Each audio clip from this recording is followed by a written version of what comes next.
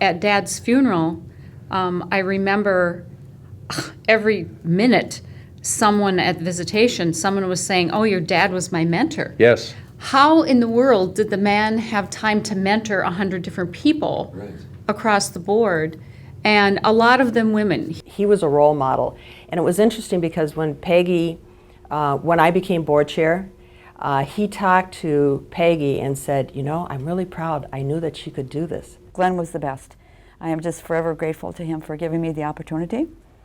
You know, he'd come out and talk to me sometimes. He said, "Okay, it's time for you and me to talk." But that's how you learn. You know, the first day I started there, it was in the wintertime. I didn't have a driver's license. I walked home in the snow. I was lost.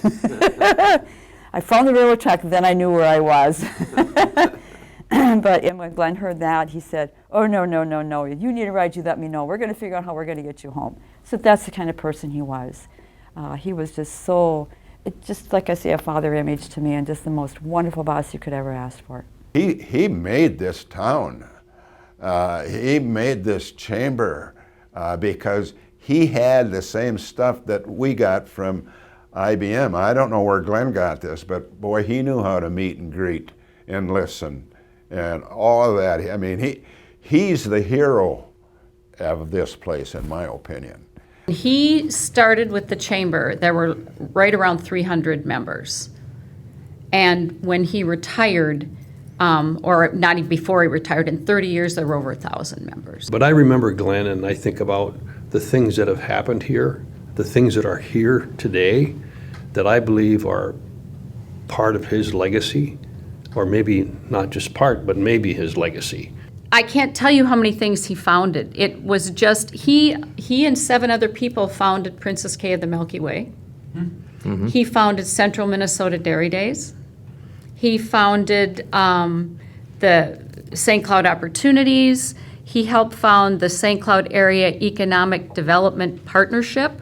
He founded the Amateur Baseball, Minnesota Amateur Baseball Hall of Fame, which and is then now the located museum. in the convention center. Yeah, and he worked tirelessly for the March of Dimes, and he was instrumental in getting Crossroads built, and that was huge because you had the downtown, and they were leery of a shopping center, and he managed to, and they had to annex some of Waite Park. So that Crossroads would all be in St. Cloud.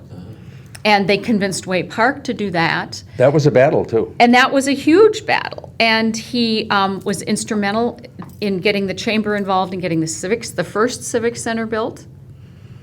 And as we said, the water treatment industry. The Fingerhut plant in Princeton burned down.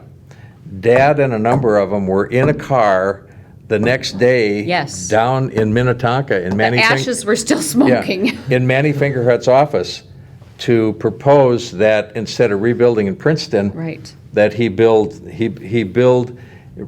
his organization in St. Cloud. Volunteerism was huge for my dad.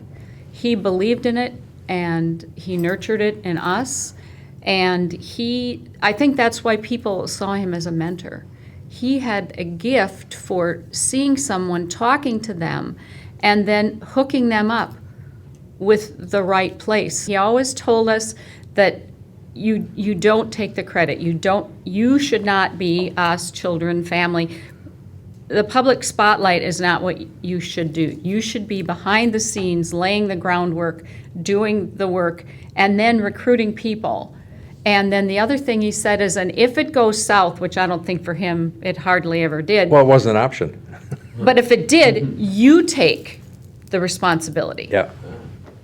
Then you get out front and you take the responsibility. And in his obituaries, they called him Mr. St. Cloud. Yeah.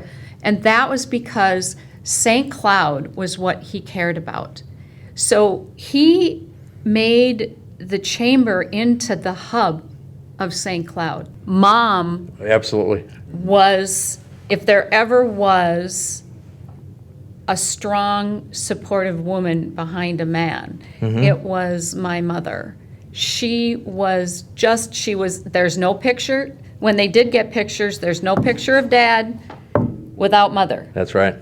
And she was so valuable to him in that she could talk things over. And she loved the chamber too. And when people talk about philanthropists and philanthropy, they always imagine leaders that are incredibly wealthy. My dad, our dad, was a human philanthropist because his treasure was the people that he had the good Yes. fortune to work with, and I don't want to say develop, but to work with and get the best out of them, and Yep. and have them give back and do things for the community. So he was really a human philanthropist. I mean, that's just what he did. He is Mr. St. Cloud. There's no doubt about it. And still to this day, and it's been many, many years since he was president of the chamber, that he still has an impact and still has that footprint in this community. Everybody loved Glenn. He was really something, a real leader. He was just one hell of a guy. Yeah, he was. Hi, I'm Rollie Carlson. And I'm Peggy Carlson. And our dad was Glenn Carlson. And we just want to wish the St. Cloud Area Chamber of Commerce a really happy 150th birthday, anniversary. And all the best for the future. Yeah.